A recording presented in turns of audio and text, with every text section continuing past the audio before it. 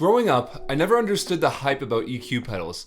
I thought they were boring and honestly a bit uninspiring. I even owned one for a little bit and I sold it because I just didn't really gel with it because I never took the time to actually learn the pedal. But recently I went down a huge session guitarist rabbit hole and was watching a ton of videos on Tom Bukovac and Tim Pierce and people like that. And in all of those videos they were talking about how great the EQ pedal is. After watching countless videos of these guitarists praising EQ pedals, I knew I needed to give it another shot. I looked around online and saw that Lon McQuaid was selling the Boss GE7 for $100 right near me, so I went to the store immediately and tried it out, and I was blown away.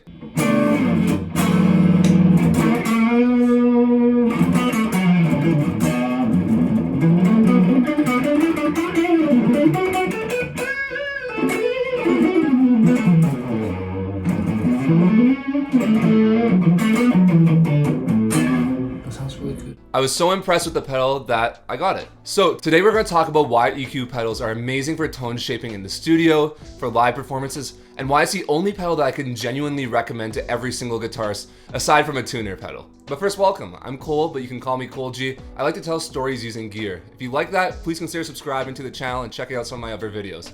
I hope you enjoy this one, and let's get into the video. On the surface, EQ pedals are kind of boring. If you look at my Boss GE7, for example, there's no fancy designs or anything.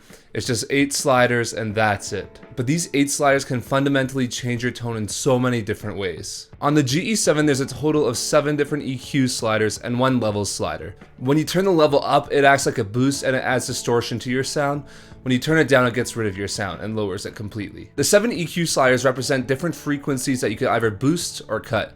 When you boost frequencies, you feature them more prominently, and when you cut them, you kind of take them away. Even if you fully remove them on the pedal, they may still have a little bit of that frequency still in the sound, but it won't be that much. These EQ sliders are what's going to really give you the flexibility to create different sounds. You can really get into the nitty-gritty details of your sound by messing with these sliders. And you also learn a lot about how sound works and how EQ works. Now there's actually a few different types of EQ pedal. This Boss GE7 is a 7-band EQ, but there's 6-band, 7-band as mentioned, 10-band, and also a parametric EQ, which is essentially the same thing, but not totally. I'm not going to get into parametric EQs in this video, but just know that you have a little bit more flexibility about how wide your Q curve is. So now that you know a little bit more about how these pedals function, let's talk about why they're so powerful. After owning this pedal for 2 months now, I can confidently say this is the most powerful tone shaping pedal on my pedal board. Because this pedal has bands of EQ, you can essentially almost make any tone in your head possible.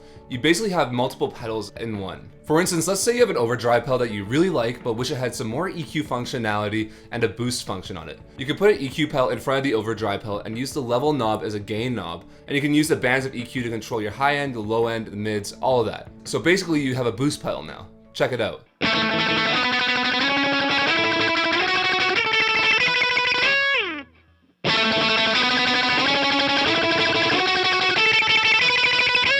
Or how about you want to have a different sounding overdrive in front of your amp? Well, once again, use the level knob on here and then use the EQ to create your own EQ curve that's unique to this pedal. And then you have another overdrive pedal essentially.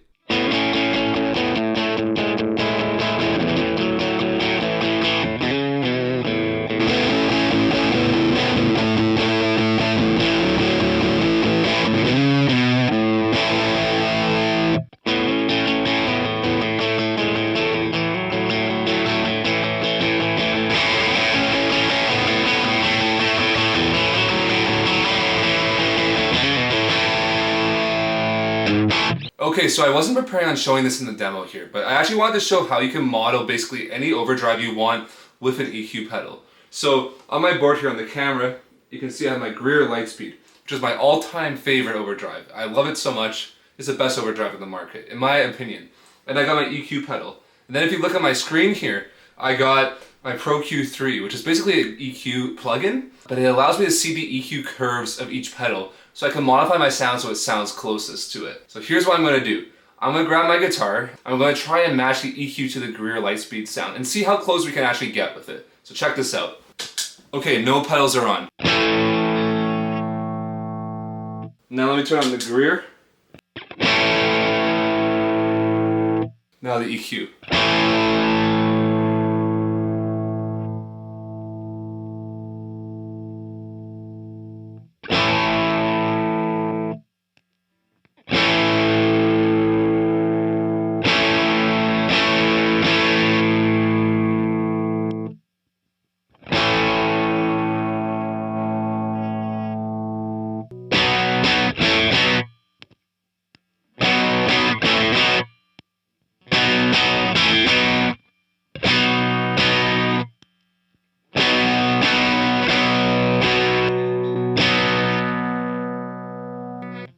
Let's say you want to make a lo-fi pad sound. Well, what I would do is take out the high end on here and then adjust the mid frequencies and the low frequencies to fit the sound. And then all of a sudden, you have a filter pedal now.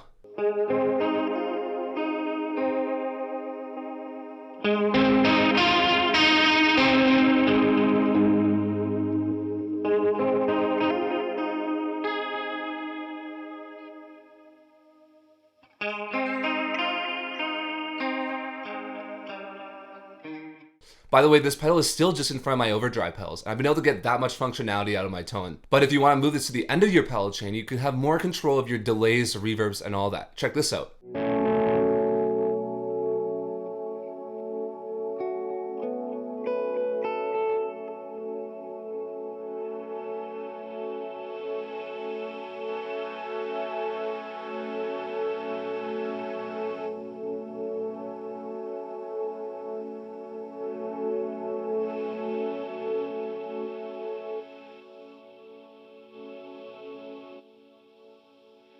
Now that was just a few sounds I figured out with this pedal, but there's so many other ones you can do. I highly recommend watching Rob Baker's video with Tom Bukovac where he goes in depth into a bunch of different sounds that he actually uses. But you can see this pedal goes for like $100 used. And to me it's one of the best $100 I've actually spent on guitar. Because to me it feels like I'm saving a lot more than $100 with this pedal. Lastly, there's one other use for EQ pedals that I don't see many people talking about.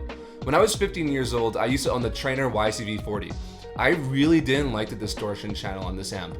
When I used the amp live at school performances in my school theater, it sounded great because I had a big room for it and I could turn it up a bit.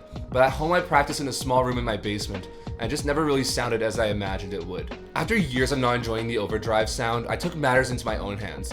I plugged my Zoom MS-50, which was basically a multi-effects pedal that has overdrives, EQs, delays, you name it, it has it in there, into the effects loop of my Trainer YCV40 and used the graphic EQ function in there to try and change the amp sound. I don't know how 15-year-old me thought about doing this because I never watched anyone else do this on YouTube or anything, but I tried it and I was able to dial in my tone way better and I actually liked how it sounded way more.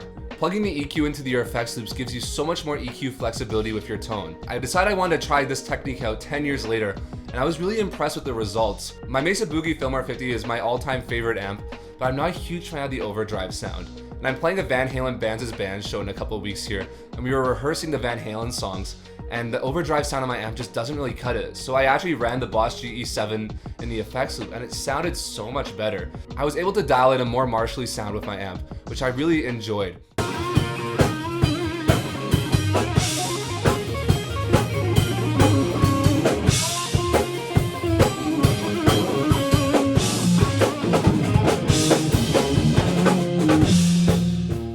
Now it's obviously not going to sound 100% like a Marshall or a Vox or however you want it to sound, but it will create quite a bit of difference in your tone.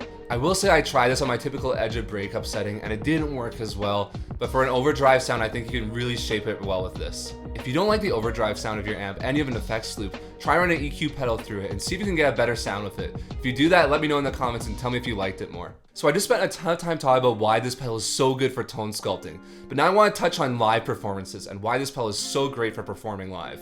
When you play a lot of shows, you get to experience a lot of different kinds of rooms. Some rooms are really great, some are not good. Sometimes you're not even in a room and sometimes you're outdoors, and that's a whole other thing. But what's common with all of these is that everywhere has their own EQ curve. And sometimes you have to adjust your sound to fit in with that EQ curve or to go against that EQ curve, if you will. And that's why an EQ pedal is so important for a live pedal board. Let's say that you're playing live and your guitar is not cutting through very much. Well, you can boost the high end and cut out some of your low mids so that your guitar is a little bit more of a clear sound. Or let's say your guitar sound is way too bright and it's lacking the low end. Well, you can take out the high end and add some low end into your sound. There's probably an infinite amount of sound possibilities that could occur when you're playing live. So it's good to have an EQ pedal to be prepared for every single one of them. EQ pedals can also serve as a great backup for overdrive pedals when performing live. Recently, my plexi drive broke during my show and it wasn't working anymore. Luckily, I had my EQ pedal on my board and I basically just cranked the level to 10 on there and it worked really well, and I was just able to boost my solos using that pedal into my Greer Lightspeed. And honestly, I don't think anyone in the audience could tell a difference. And honestly, I think I like the sound of the EQ pedal going into the Greer Lightspeed way more than I liked the Greer Lightspeed going into the plexi drive. So the plexi drive, though I fixed it, is off my board now. But that's just another reason why having this on your live pedal board is a really great thing. I look at EQ pedals more like utilitarian pedals rather than, say, a fancy overdrive or boutique pedal. They just do their job and they do it well. If you think about it, live sound engineers and recording engineers use EQ all the time, whether in the form of plugins or channel strips, and they do it to make the overall sound of everything sound good and take out issues from your sound. So with that logic in mind, if you're a guitarist or a bassist or a keyboardist, don't you want to have full control of your tone and get the sound as good as it possibly can be? If you do, which I think most of you who are watching this video would say yes to that, I think an EQ pedal is for you. I'm not someone who wants to push gear on you. You make your own decisions, and if you like the gear that I talk about on this channel, that's great. But honestly, you don't need much.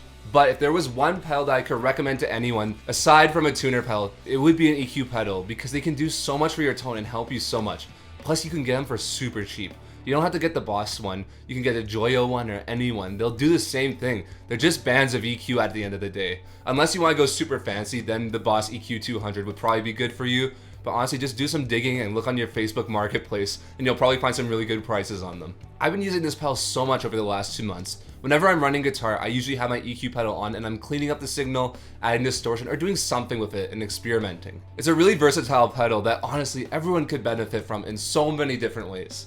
But I want to hear from you. Do you have an EQ pedal on your pedal board? Do you love it? Do you hate it? Or do you hate EQ pedals and you never want to have them on your pedal board? Let me know in the comments down below and let's have a discussion about it. Thank you so much for watching this video. If you enjoyed it, please consider liking it and subscribing to the channel. My goal is to hit 1,000 subscribers by the end of this year, and I really think we can do this together. Anyways, thank you so much for watching this video. My name's Kolji, and I'll see you in the next one.